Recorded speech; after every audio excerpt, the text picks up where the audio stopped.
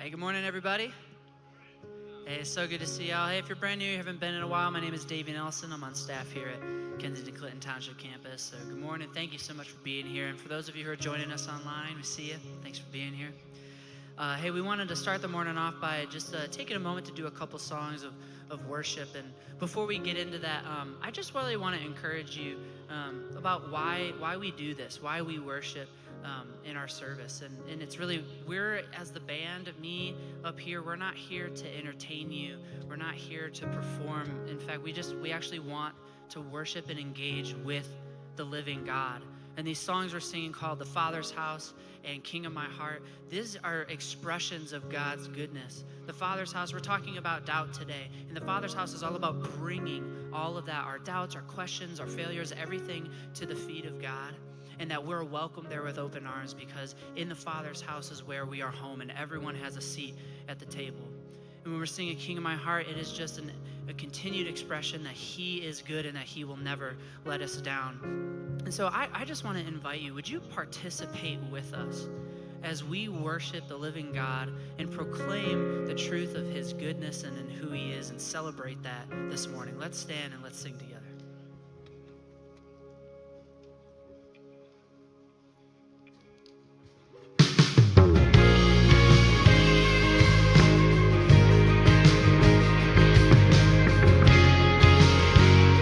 Sometimes on this journey, I get lost in my mistakes. What looks to me like weakness is a canvas for His strength. And my story isn't over, no, my story's just begun. Failure won't define me, 'cause that's what my Father does. If failure won't define me, 'cause that's what my Father does. Ooh, lay your burdens down. Ooh, here in the Father's house. Well, check your shame at the door, 'cause it ain't welcome anymore. Ooh, you're in the Father's house.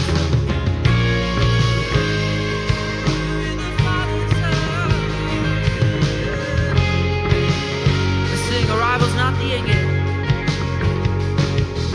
Arrival's not the end game. The journey's where you are. You never wanted perfect, you just wanted my heart. The story isn't over if the story isn't good, 'cause failure's never final when the Father's in the room. Come on! If failure's never final when the Father's in the room. Ooh, lay your burdens down. Ooh, here in the Father's house. But check your shame at the door, 'cause it ain't welcome anymore. Ooh, you're in the Father's house.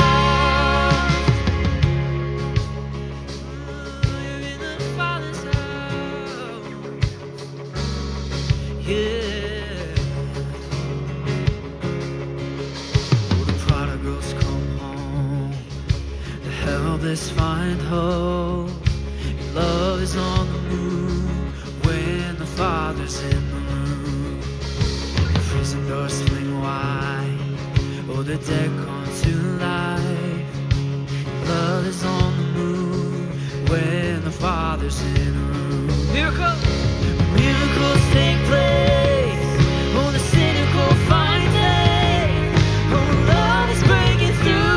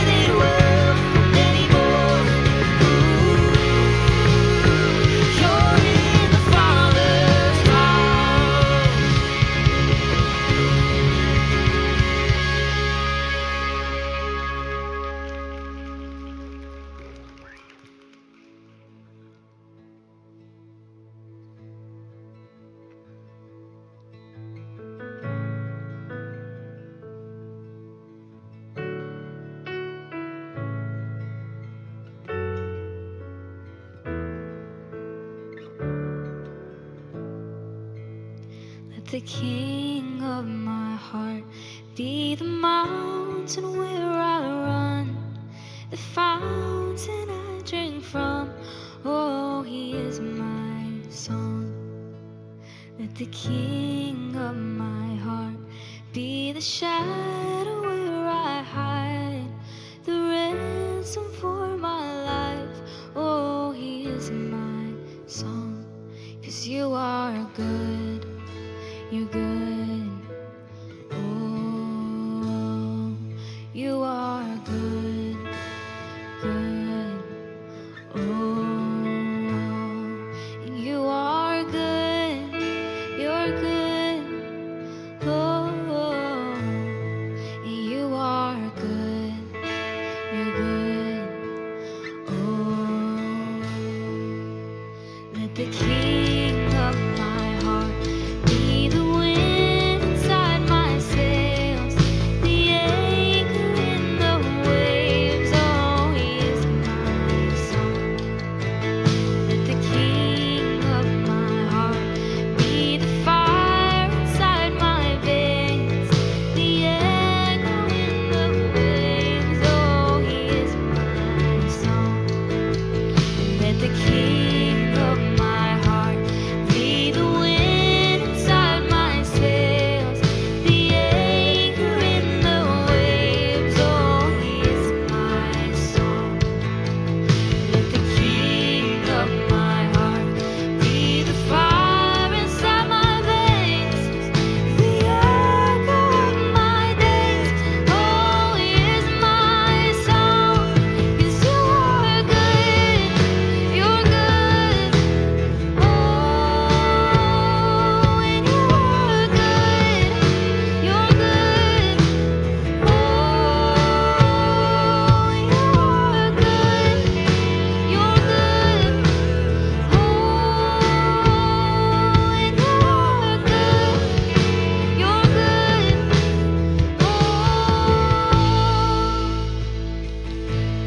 You're never gonna you're never gonna let me down. You're never gonna you're never gonna let me down. You're never gonna you're never gonna let me down. You're never gonna you're never gonna let me down. You're never gonna you're never gonna let me down. You're never gonna you're never gonna let me down.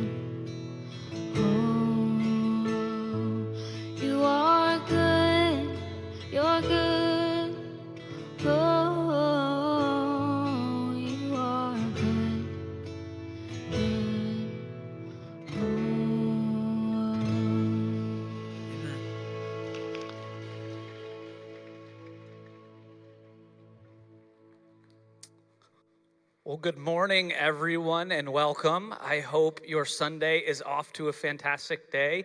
We're so glad that you could be here and start off just by worshiping our Creator through song, and very thrilled, like I said, that you're here with us today. Now, I know it's just November, but who started their Christmas shopping? Okay, look at these are not the procrastinators in the world. I have not started, but I have a plan to start, so we're well on our way. I got you, honey. No, but hey, it is the holiday season. Lots of things are coming up in your personal lives, and then also in the life of our church as well. And if you've been coming to Kensington for any amount of time, you know we have this thing called Thanksgiving Baskets, where we, which I mean all of us, are able to contribute, and we've been doing this for just about 30 years, to a certain line fund that allows us to then provide a Thanksgiving meal for somebody who might not be able to provide that for themselves. So, as I said, we've been doing this for 30 years. We're about a third of the way towards our goal, and this is actually the last Sunday before we need to have them, because next week we will be giving those out. So if you would like to contribute towards that, you can go to the link on the screen or back to the table in the lobby to get the info that you need, and then also be a part of that so a family will be able to receive that. And we would love to encourage you to team up with us and do that as well. One other quick Thanksgiving note, we are going to have our Thanksgiving Eve service. If you're new, it's just like a Christmas Eve service, but the tricky thing is it's actually in Thanksgiving. So that Wednesday right before, we will be here having a slightly different service than we have on a Sunday. We've got our kids actually doing something from the stage, and it's broken up a little bit. Would love for you to all come out and be a part of that with us as well.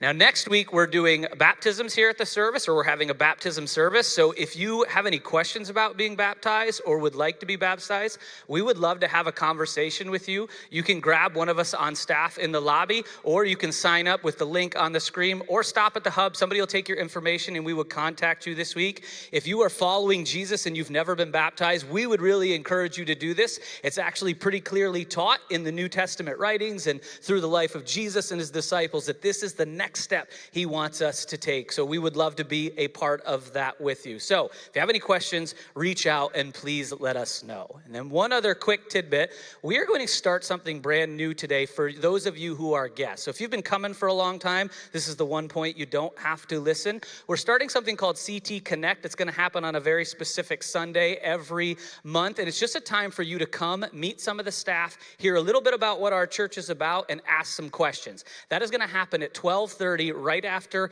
the second service, in the classroom over by the kids' check-in. So if you're new, you have questions, we would love to have you there as well. And if I said something too quickly or you have any questions about the day, please stop at the hub. And if you're a guest, stop there as well. We would love to meet you, and we have a little bit of something just to say thanks for being here with us today. Now, I'm sure many of you know yesterday was Veterans Day, and we just really want to take a moment to say thank you to those of you who have served, and those of you even who are family. We know the sacrifice that you and your family put out there in order to do that. And I think it's pretty obvious if you take a brief look at the news that there's a lot of things happening. And for us, I think the big reason that we don't have a lot of the issues and dynamics that other parts of the world have is because of the men and women who have done that. And I know y'all hate this, but I can't help myself. If you have served, we would love for you to stand so we can acknowledge you and say thank you. So go ahead. Yeah, I don't see hardly anybody, and I know there's some of you out there. Thank you all for what it is that you've done. We enjoy a lot in this country, and it is not lost on us the part that you have played. So truly, thank you for what it is that you've done. Now, everybody else can go ahead, stand up, say hello to your neighbor before we continue on in our service today.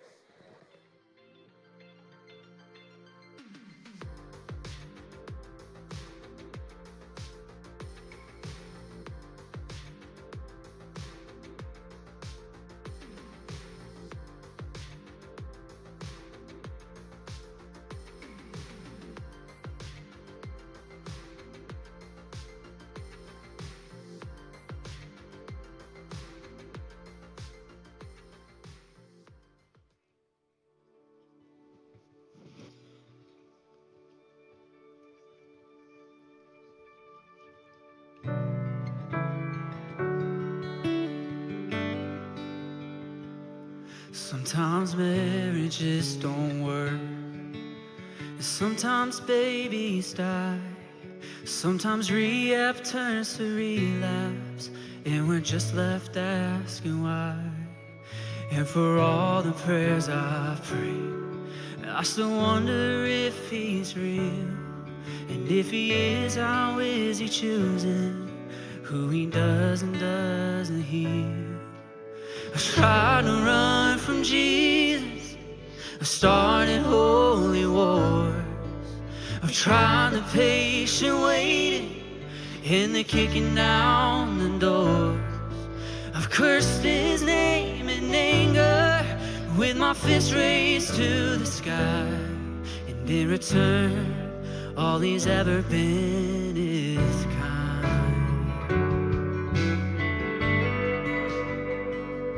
Yeah, I burned my share of bridges. I learned to tuck my tail and run. Wash the wreckage in the rear view from all the crooked things I've done. And I know that he forgives me, but it's hard to forgive myself. I can't help but think that amazing grace is for everybody else. I've tried to run from Jesus, I've started holy wars. I've tried the patient waiting or the kicking down the doors. I've cursed his name in anger with my fist raised to the sky. And in return, all he's ever been is kind. All he's ever been is kind.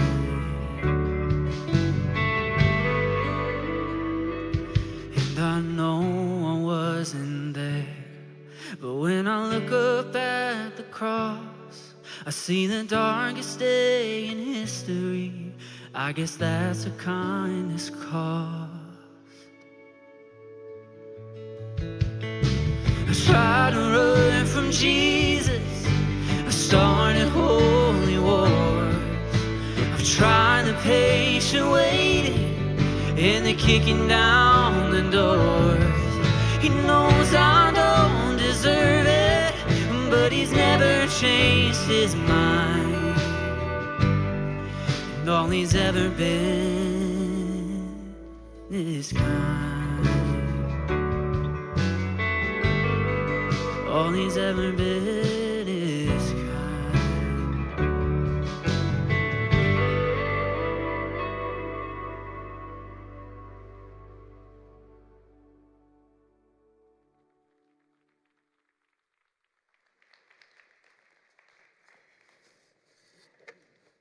All he's ever been is kind. Sometimes that's really easy to believe. When life is going in a direction that we like, God seems really good. He seems kind. But as that song said, when marriages don't work, when rehab turns to relapse, or when healing doesn't come, it can be much more difficult to believe that he is kind. Those lyrics are pretty raw and honest. Maybe even a little uncomfortable for some of us, because we have experienced the hardship, the suffering. It's very real for us. A job loss, depression, loneliness, a broken marriage, cancer, the pressures of school or parenting or life.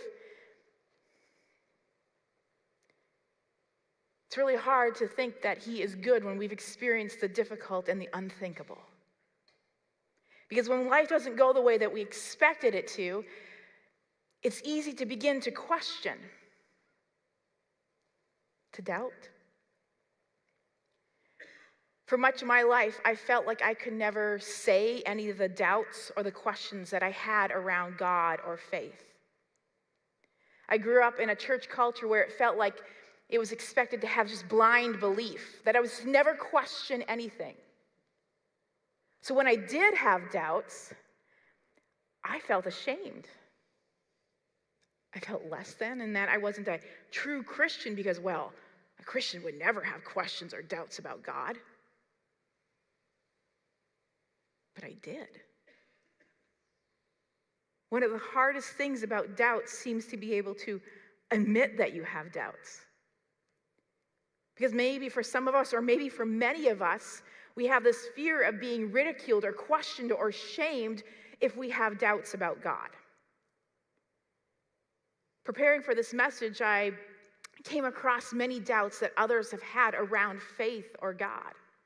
And one person's experience was that when they actually shared some of those questions, it resulted in being told, you are not allowed to ask questions like that.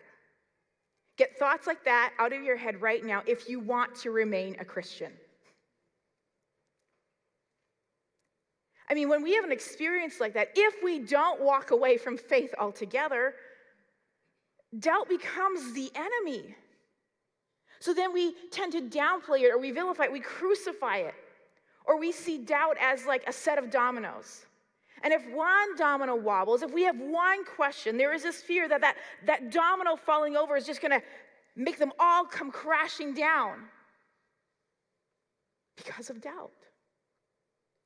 Yet, according to Barna research, most Christians at some point have a time of spiritual doubt, questioning what they believe about their God or religion.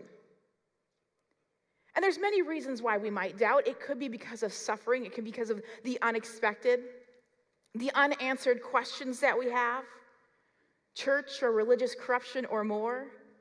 Sometimes, though, we have doubt because there's this idea out there that kind of goes something like this. God will never give you more than what you can handle. Well, if that's true, then what are we to conclude when life does give us more than what we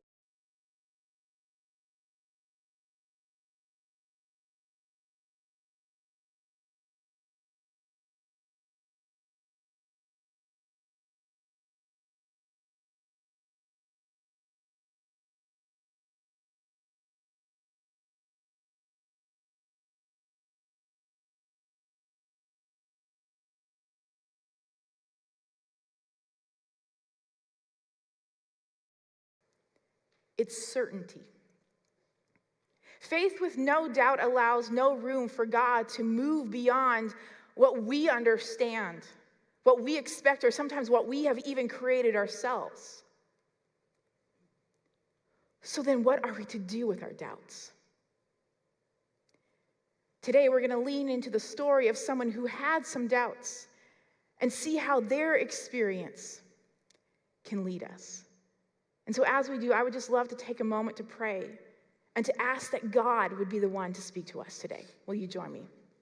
God, I just thank you for this time that we have together as we just really come to hear from you today, to seek you, to bring really the questions and maybe the doubts that we have.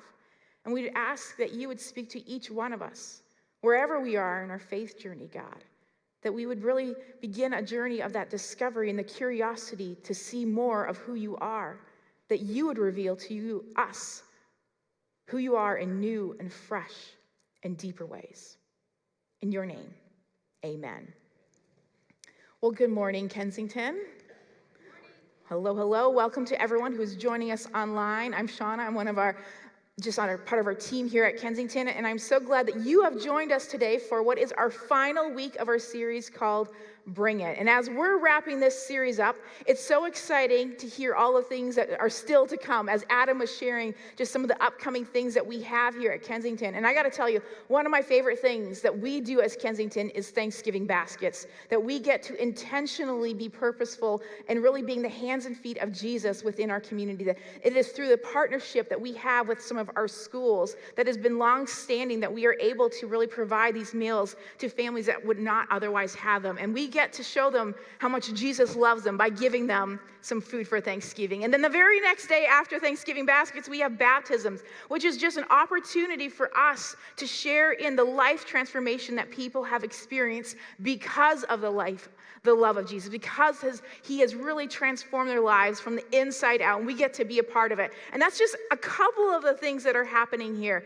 We have different events, there's ministries, there's our Move Out Network, and just all of the incredible relationships that we have with Indigenous leaders around the world, that we get to be a part of this, that we get to be on mission together. And one of the ways that we are on mission together is through our giving here at Kensington. So at this time in the service, we're going to receive our offering. And there's different ways that you can give. You can give as the ushers come down. They have the little bags. They're going to pass it down your aisles. But you can also see on the screen there the different ways that you can give electronically. And we just invite you to jump in and be a part of this. Be a part of the mission where people's lives are being transformed and changed because of Jesus Christ. So thank you so much for being on mission with us. And we are so excited to see how God is going to continue to move in and throughout us as a community. Now, doubt is something that is part of being a human. Like, everyone experiences doubt. Sometimes it could be because maybe a question makes you reconsider something, which kind of reminds me of an episode of the TV show The Office. Do I have any Office fans? All right, you're my people. Let's connect after service. We'll figure out how to binge that thing, okay? But I'm a huge fan of The Office, and there is this episode where the employees of Dunder Mifflin have gotten their coworker Stanley a get well card. And the card reads, "Glad they didn't mix up your tonsillectomy with a mustache-ectomy." And they're all like, ha, ha, ha, because Stanley has a mustache. But then one employee, Jim, goes, "Does Stanley have a mustache?" And then they're like, "Yeah, of course Stanley has a mustache." But then there's a group of people going, "Oh, no, Stanley does not have a mustache. We have to get him a different card. Like, Stanley does not have a mustache." And then there's still a group of people going, "I don't know. Does Stanley have a mustache?" And I mean, it is chaos. And I mean, one coworker, she ends up drawing a couple pictures we have here. She's like, "Stanley with a mustache, Stanley without a mustache." And they're like, "What is it? We don't know. Does Stanley have a mustache?" All of this doubt is being created. And then they're like, "We'll ask Phyllis." See, Phyllis has sat across from Stanley for the last 20 years, face to face. And they're like, "Phyllis, does Stanley have a mustache?" And her response is, "Oh, I don't know. I'm a little unsure now." And they're like, "Oh my God." And as a viewer watching this, you begin to question whether Stanley has a mustache. I mean, I have seen this show. I don't want to actually admit how many times I've seen the show. Okay, I've seen it a lot. And you start to question, does Stanley have a mustache? Jim's one question created doubt for all of Dunder Mifflin and all of its viewers. So the big question is, does Stanley have a mustache? He sure does. It'd be kind of weird if he didn't, actually. But Stanley has a mustache. But sometimes we doubt what we already know. Sometimes we doubt our relationships. We doubt the long-term compatibility. We doubt whether someone really does love us. Sometimes we doubt whether what someone told us is true. Say, like the identity of, say, Santa Claus. Sometimes we doubt our own self, our skills, our abilities, whether that be from our cooking to our math abilities to our reasoning or our parenting. And sometimes we doubt our faith, God's existence, who He is. Now, the story that we're leaning in today is about a guy named John. And John, he was a very devoted follower of Jesus. And what's really unique about John is that he was also a family member of Jesus. They were related. They were like cousins. They were basically born around the same time. Now, after John was born, Scripture doesn't reveal too much about his upbringing. But maybe John and Jesus, they saw each other at holidays, festivals when family gathered. Maybe they even had one of those shared combo birthday parties. Has anyone ever had one of those because like your brother or sister was like 3 weeks apart and you're like, great, we get to share our birthday. And the parents are like, yes, money saved. Who knows? But John, he knew Jesus.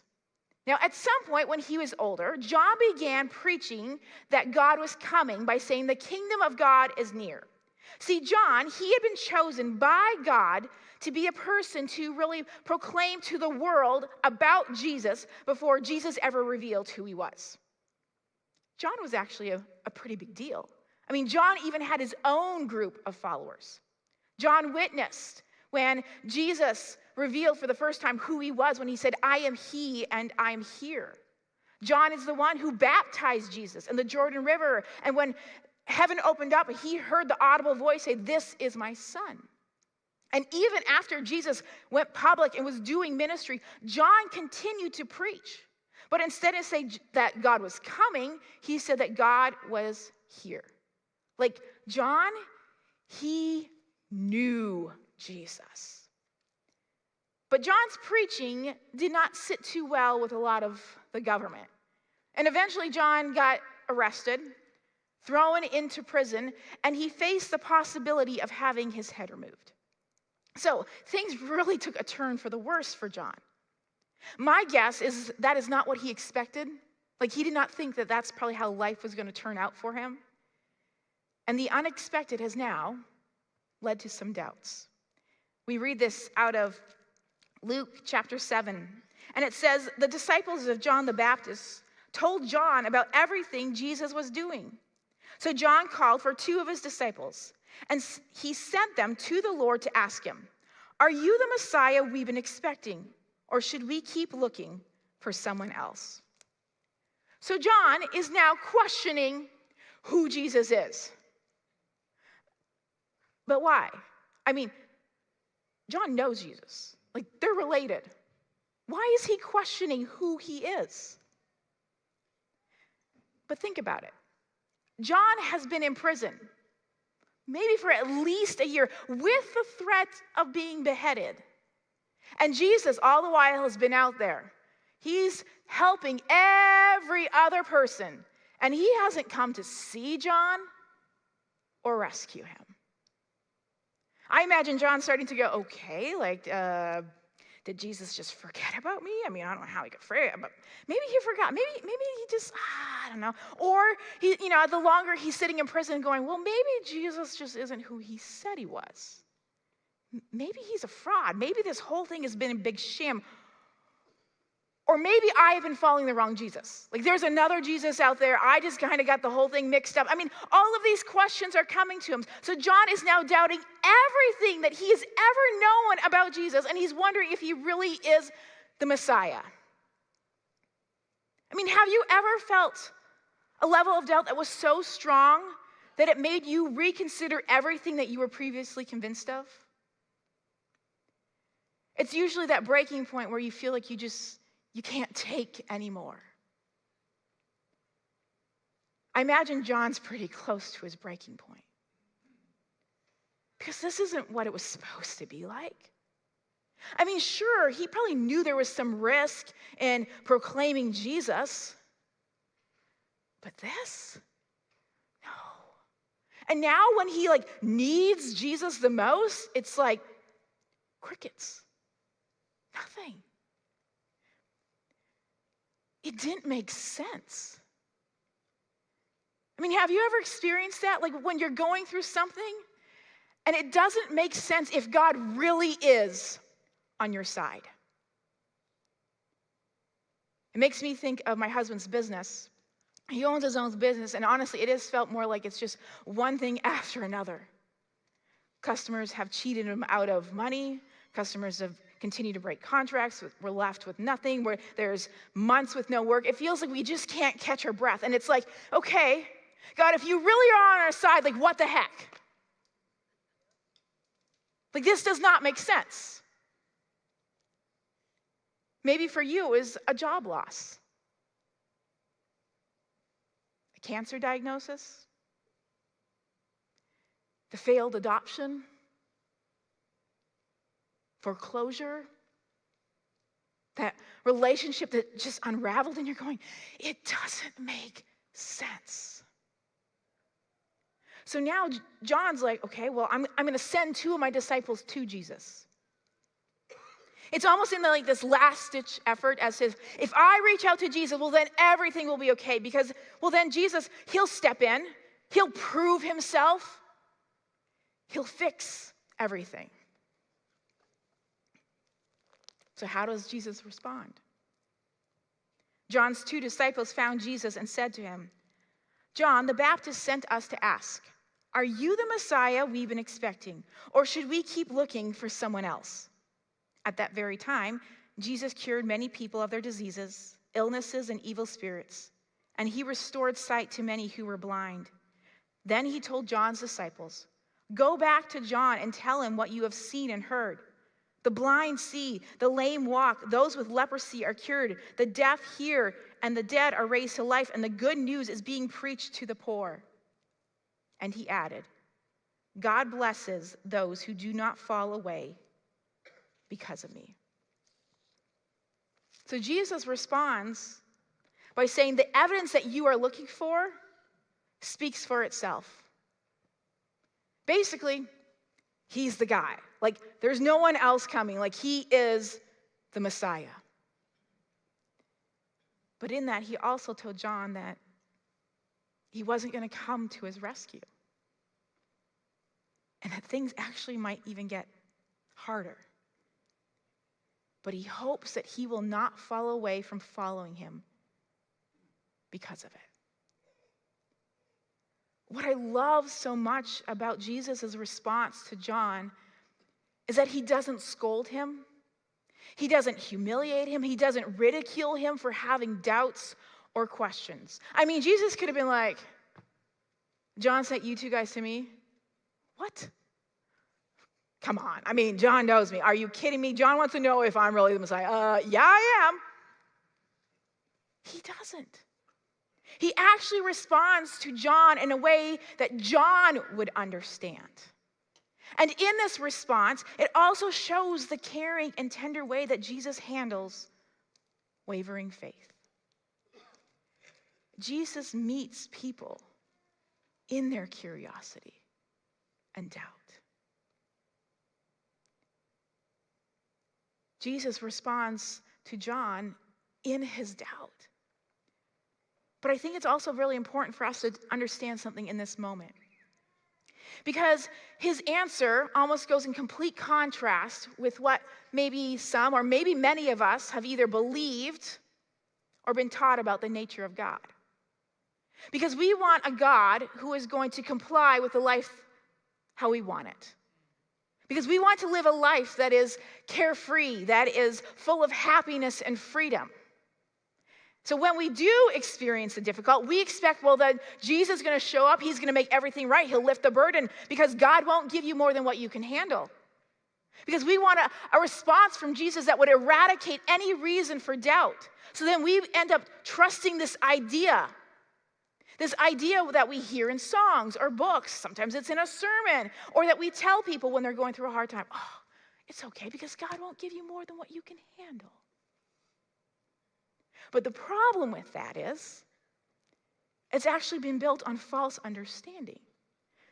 You might be like, well, but isn't that in the Bible? Meh. This is where this idea comes from. It's out of 1 Corinthians 10.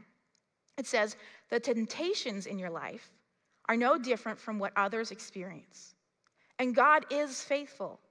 He will not allow the temptation to be more than you can stand. When you are tempted, he will show you a way out so that you can endure. He will not allow the temptation to be more. At face value, this verse is clearly about temptation. Now, the word temptation can be at times translated into testing or tested. So as this verse has been passed around and translated, then passed around and translated, passed around, it's been changed and changed and changed. And all of a sudden, we start quoting and believing something that's actually not even really in the Bible. So when we experience something difficult or the unthinkable happens in our life, and when it seems like Jesus has not intervened, we begin to doubt and have questions about who he is, God's character and his goodness, because we've actually trusted in a false idea. But this moment with John sitting in prison, what it really shows us is that a happy, an easy life really is not the main goal that Jesus has for us.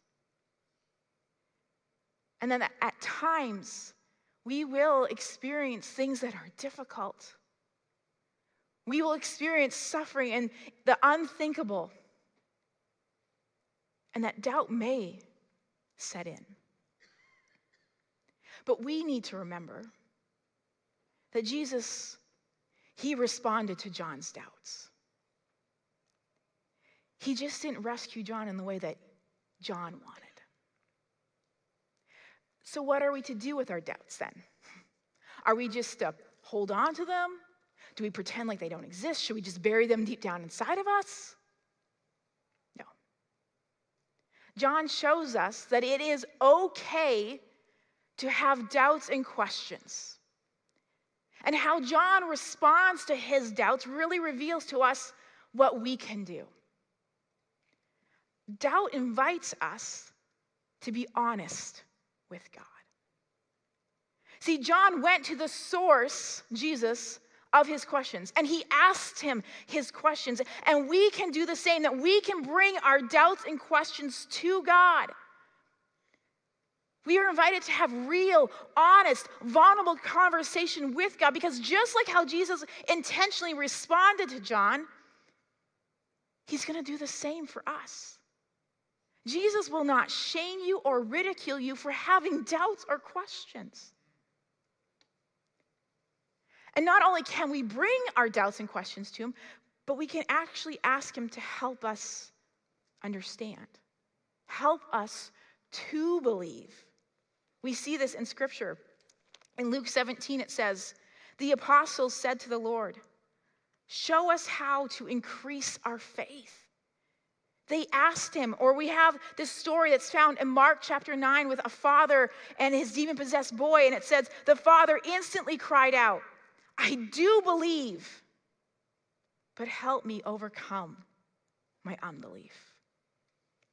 We can ask him to help us. We can say, okay, I don't get this. I have a lot of questions and doubts. Help me to believe, because we can bring it to him with all honesty and vulnerability. We can be honest with God.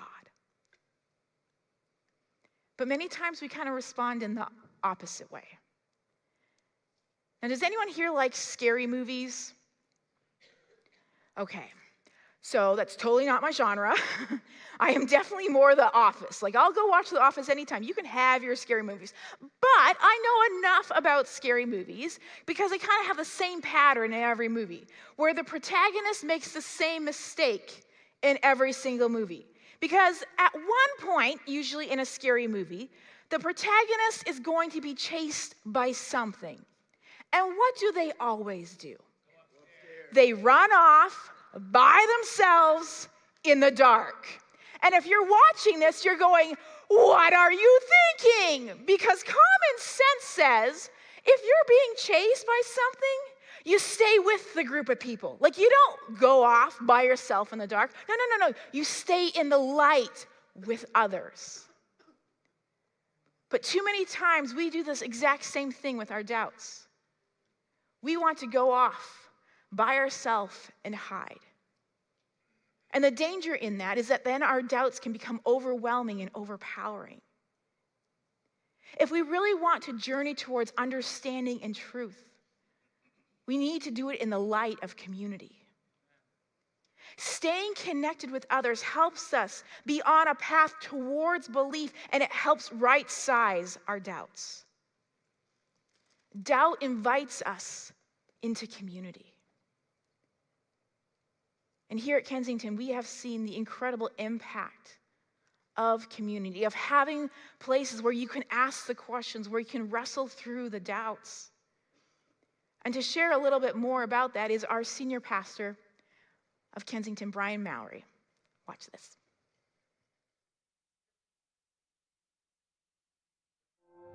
One of the things that I love the most is when people give their life to Jesus for the first time. It brings such hope and joy into their life. You know, this is what we're all about, seeing Jesus meet people and impact people.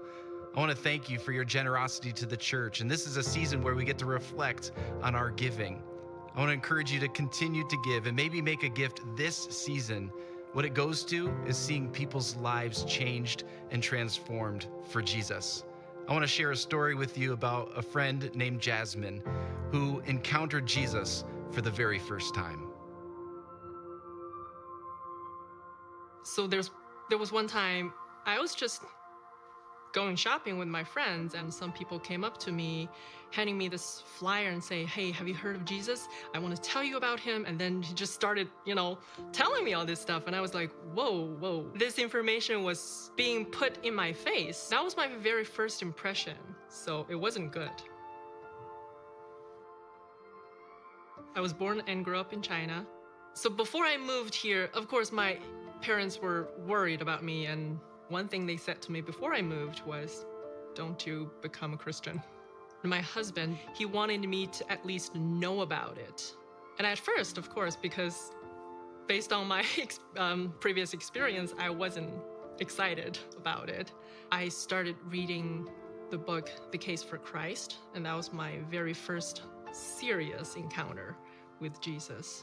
The possibility that there was a God or Jesus was real was 3%. And after reading the book, I think, okay, maybe there's 70-80% of chance that God is real, Jesus is real. You know, that's just opened my mind a little bit.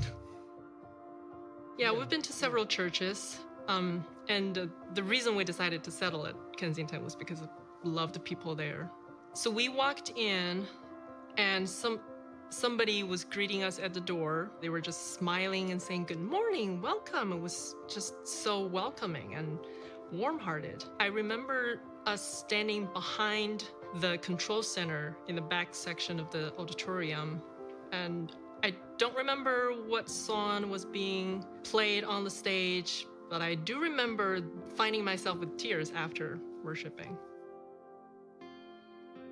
We heard about the Alpha course through Kensington. So that was, I think, an 8-week course that we just go every week, and we talk to people with different backgrounds. There were skeptics like myself, and there were long-term Christians who were having doubts, who said, I grew up a Christian, but I just don't know if God is real. The instructor asked you to write down the single question that you wanted to ask God. They put it into an envelope, and they will give back to you at the end of the course, and hopefully your question will be answered. The question I wrote down on my piece of paper was, why does God need to be worshipped by people?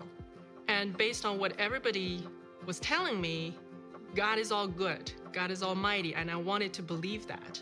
But there's this one point in my mind where I think, well, if God needs to be worshipped or wants to be worshipped by a human being, why is he all good? Because to me, that sounds arrogant. I'm glad that that question was answered along the journey. Now I know that he doesn't need it. He wanted for our own good, not for himself. One of the things we talked about during the Alpha course was, do you think it takes a leap of faith to believe in God, to believe in Jesus? And I used to think, yeah, because I used to not believe at all. And the only way I can think of myself as to how to become a believer is a leap of faith. I just didn't see how it could happen. One of the biggest obstacles for me was the Bible, because, you know, come on, when you look at that, it's intimidating. I don't even know where to start, even if I wanted to. We went to the Bible Basics at Birmingham campus. Our instructor, Carl, he says the Bible is not a book. The Bible is a library. It's 66 different books, and you can start from any one of them. And then he started telling the structure of the Bible. Then I thought, okay, that's simple enough. Once you have the structure of a very seemingly complicated thing, it makes it easier, makes it more approachable. I got the greatest Christmas gift. It was an NIV study Bible. So when you open any page of that Bible, half of the page was filled by notes, which is great for people like me, because there are just things I didn't know, and by reading the verse, it still won't make sense to me, but by reading the notes, it makes a lot of sense. So as Jasmine started attending Birmingham more, we started to get connected a little bit and hear more of her story. And so we went out to brunch with her and my wife, and we started talking about just her family experience and just that idea that her mom even said she shouldn't become a Christian. And we started talking about this idea of honor and shame. And in the Asian culture, which, you know, growing up in it, the honor-shame culture is so strong and can be such a barrier to some of the doubts or questions about following Jesus. And so as we talked about the beauty in which Jesus moves towards us and invites us to meet him and experience his love and his grace and his mercy, what it does is it doesn't take away the tension that we feel, but it gives us a vision of restored honor in our family and in our relationship with him. And I watched as Jasmine started thinking about those words, her eyes started to well up with tears because something was literally breaking inside of her, breaking open to the possibility that she could experience Jesus' love and he could transform her. And it was this beautiful moment where you saw her life start to take another step towards him on a journey of faith.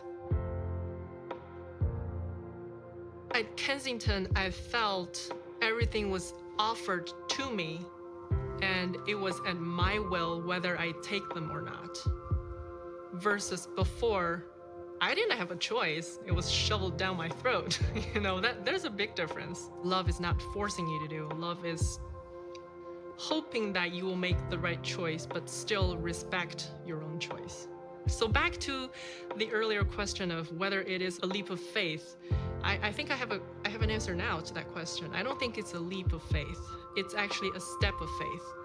So a leap of faith would be like from 0% jump all the way to 100%, where you become a very faithful Christian. But that wasn't the case for me. And for me, it was like 1% or even 0.5% at the time. And over time, there was the last step from 99.9% to 100%. And I can't tell you exactly where that moment was, but it was somewhere along that journey.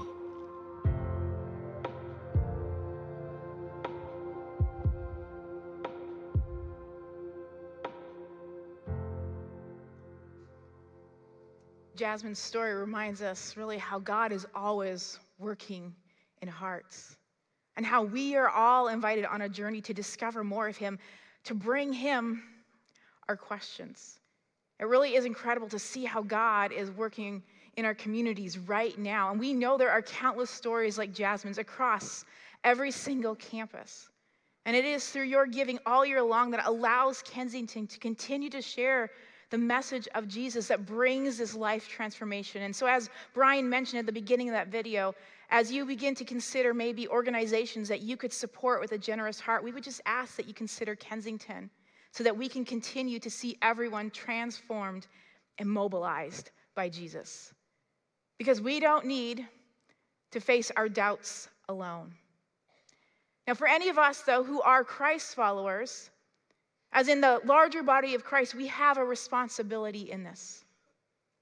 Because we need to help create safe spaces for people to ask their questions, places to wrestle through the doubts and to have honest and real conversations about what we're struggling with. Because too often people, including Christ followers, have felt ashamed about their questions and doubts around God. Now, does that mean then that we all have to have all of the answers? No, not at all. It's about creating places that provide a place where we can discover, that we can be curious, and that we can be honest together. So let's be a community that creates safe and secure places for people to navigate faith questions. When it comes to faith and doubt, I love what pastor and author Rich Villodas said. He said that doubt is not the enemy of faith. It's the ground out of which faith often emerges. Faith requires us to venture in mystery. Instead of ignoring our doubts and seeing them as something bad, lean into your questions and curiosity. Sometimes the unexpected moments of life are kind of like the rumble bumps on the side of the freeway. You know those ones when you're driving and then you kind of doze and you're like, and it brings you back on. You're like, okay, we're back. We're focused. We got this. When we experience doubt because of the unexpected, because of the unthinkable, because of suffering, because we have questions and things don't make sense, maybe those moments are like the rumble bumps. Maybe it's the invitation for us to refocus on him, to rely on God. In 2 Corinthians 12, it says, each time he said, my grace is all you need. My power works best in weakness. So now I am glad to boast about my weaknesses, so that the power of Christ can work through me. That's why I take pleasure in my weaknesses and in the insults, hardships, persecutions, and troubles that I suffer for Christ. For when I am weak, then I am strong. It might just be that doubt is the path that God is going to bring you into a deeper and richer knowledge and experience of him. Doubt invites us to depend on God. And that might even sound a little odd, especially if you're like, I have some doubts about God. But when we focus on the him of Jesus, rather than the what's of faith, rather than the questions, rather than the unthinkable, doubt can be reduced.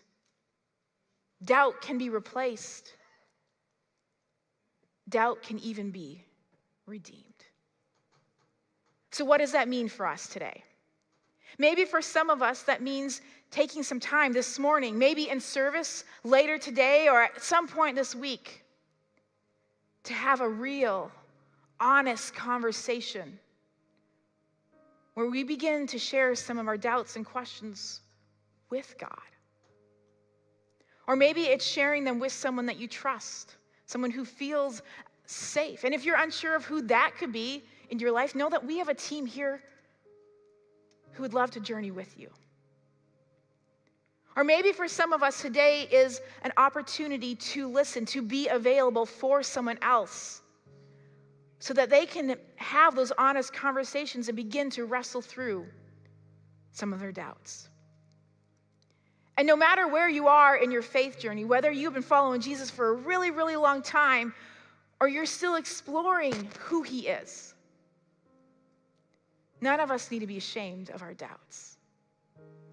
Because doubt invites us to lean into the curiosity, to bring to him our questions, to be honest with him, to rely on others, and to depend on him. Because when we do,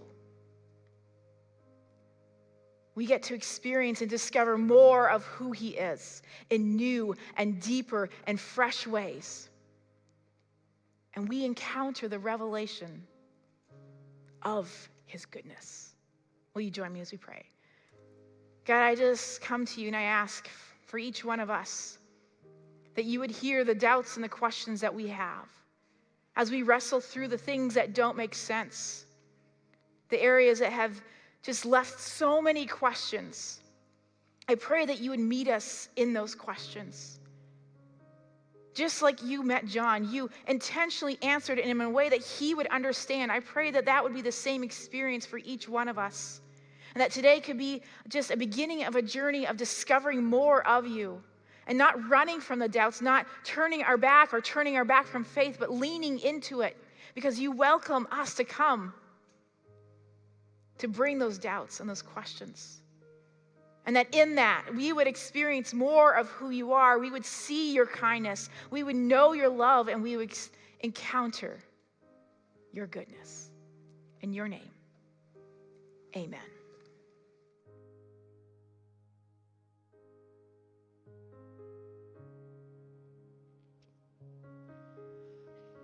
Sophia is going to lead us in a song called The Goodness of God. It's really a lot of the same of what we sang this morning, but I think it holds a different truth now that we've heard this message from Shauna.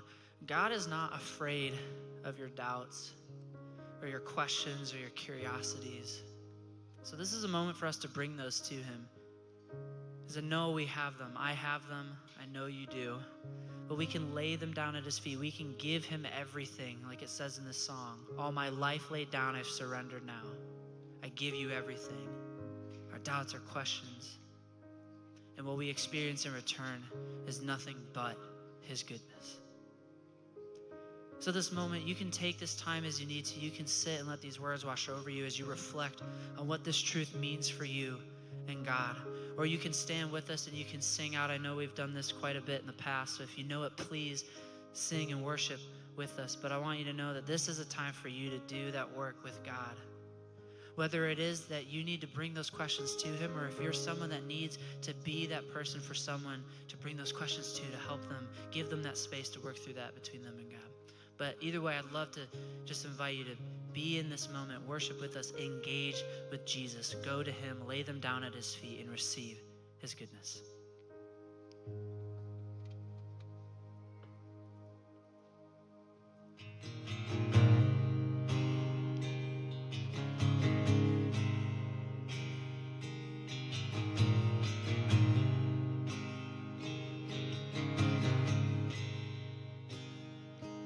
I love you, Lord. Oh, your mercy never fails me. All my days I've been held in your hand. From the moment that I wake up until I lay my head, oh, I will sing of the goodness of God. All my life you have been faithful. All my life you have been so good. With every breath that I am able, oh, I will sing of the goodness of God. I love your voice. You have led me through the fire in the darkest night. You are close like no other. I've known you as a father. I've known you as a friend. And I have lived in the goodness of God. 'Cause all my life you have been faithful. And all my life you have been so good. With every breath that I am able, I will sing of the goodness of God. 'Cause your goodness is running after, it's running after me. Your goodness is running after, it's running after me. With my life laid down, I'm surrendered now. I give you everything. 'Cause your goodness is running after, it's running after me. Your goodness is running after, it's running after me. Your goodness is running after, it's running after me. With my life laid down, I'm surrendered now. I give you everything. 'Cause your goodness is running after, it's running after me.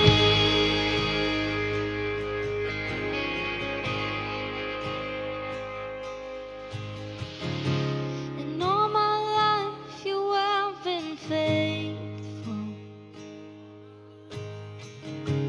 And all my life you have been so good.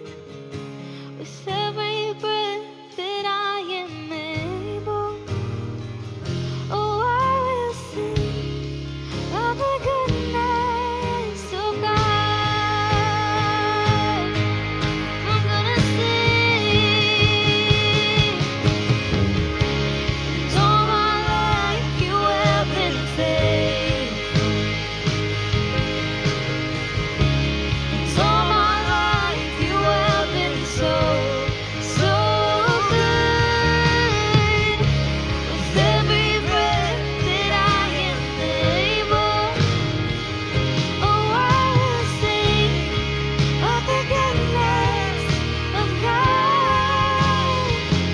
Oh, I will sing of the goodness of God.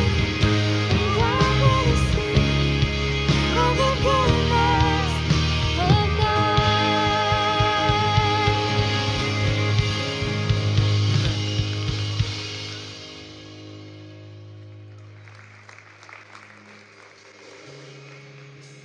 He is a good God.